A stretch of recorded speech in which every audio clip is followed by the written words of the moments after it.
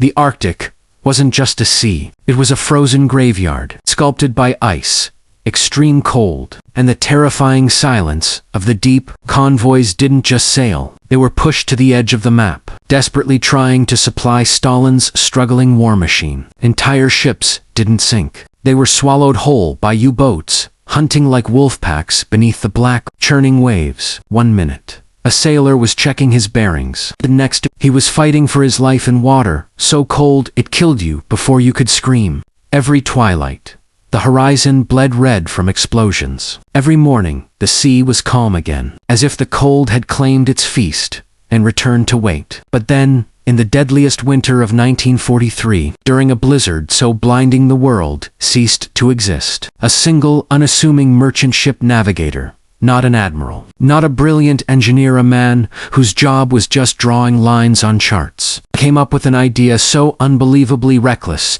that senior Royal Navy officers demanded he be arrested. And yet, that idea would outsmart Hitler's Arctic U-boat command, save 3,000 tons of vital ammunition, and rewrite the rulebook of acoustic naval deception forever. This is the untold story of the Navigator, who saved a critical supply, run with nothing but cracked charts, deep-sea knowledge, and a mind desperate enough to try the impossible. If you haven't heard this, it's because the history books only remembered the big battles. But today, echoes of war brings it back to life. Stay until the end. The final action will leave you breathless. Hit like, subscribe, and comment Arctic Echo, so this forgotten legend reaches the world. The Battle of the Arctic Convoys wasn't a fight. It was a slow, freezing slaughter stretching across the Barents Sea.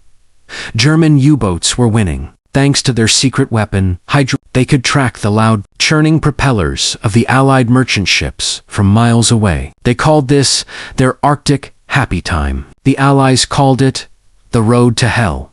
Ships burned every night. Debris washed up in Murmansk and Iceland, ghosts of convoys that never made it. In early 1943, Convoy PQ-18 was preparing to sail straight into a known Wolfpack territory. PQ-18 was small but vital. 12 merchant ships loaded with tanks, medicine, and thousands of shell casings. The escort was small, mostly destroyers running on low fuel. Inside, the leading merchant vessel, the SS North Star, worked the man nobody noticed.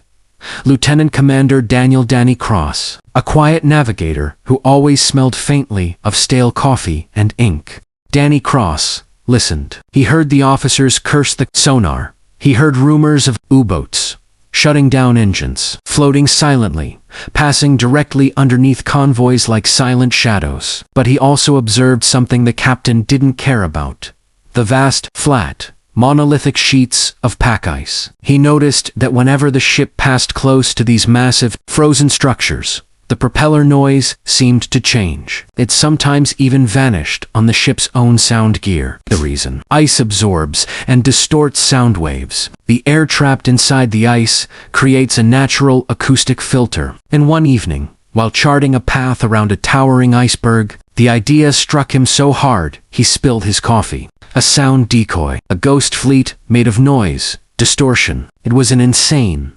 unbelievable notion, but it just might work. That night on the bridge, the convoy commander, Captain Alistair Graves, held a tense meeting. Sonar reports were getting worse. The U-boats were coming. Suddenly, the door opened. Danny Cross stood there, his scarf still dusted with snow, carrying a battered chart. "Captain, I think I have a way to save the convoy." A lieutenant scoffed. "Unless you can melt the Barents Sea Navigator, stick to your maps." But Danny didn't back down. He explained, "The pack ice isn't a hazard. It's a weapon. We use a series of small, fast patrol boats to drag chains and metal anchors along the underside of the thick ice. The scraping creates a false, loud, propeller signature amplified and distorted by the frozen surface. The U-boats will follow the sound, chasing a ghost convoy hidden inside the ice field." At first, shouted laughter, then a deafening silence. Then, the captain leaned forward. Beneath the madness, there was a brilliance of pure desperation. No lengthy reports, no permission needed, just an order born of survival. Captain Graves snapped the command. Prepare the ice cross. You lead them. Within minutes, 4 small, barely seaworthy cutters were loaded with heavy chains. Danny shouted, "Keep the speed steady. Scrape, slow, and deep." The cutters pulled away, stretching the false acoustic trail deep into a massive field of salty ice. The main convoy slowed down, barely moving, using the real ice sheets to muffle their own engine sounds. The ocean became terrifyingly silent. At 3:40 a.m., the sonar operator froze. Torpedo in the water, bearing 190. Everyone braced for impact, but the torpedo passed harmlessly under the convoy and shot toward the ice field. Seconds later, a massive explosion. Then, another and another. The U-boats were firing everything they had at the chains grinding against the ice. Danny's reckless idea was working. But then, the twist of fate no one could have predicted. One of the German U-boats, confused by the multiple, distorted sounds echoing under the ice, thought another U-boat was firing directly at it. In a blinding moment of panic and miscommunication, the German commander fired a defensive torpedo directly into his own Wolfpack leader. The Arctic lit up underwater. Panic spread through the remaining U-boat. Who were they fighting? Why couldn't they lock on to a clear target? Was this a Soviet trap? For hours, they circled the field, wasting their last torpedoes on Danny's ghost fleet, while Convoy PQ-18, silent and slow, slipped away into a whiteout blizzard. By dawn, the ocean was empty. The Wolfpack had scattered. PQ-18 arrived safely. 3,000 tons of vital cargo were saved by a Navigator. Captain Graves' official report concluded with a legendary line: "Convoy, saved by acoustic hallucination. Recommend commendation for Navigator D-Cross." Historians would later call it the Cross Echo, a tactic so absurd, so effective, and so cheap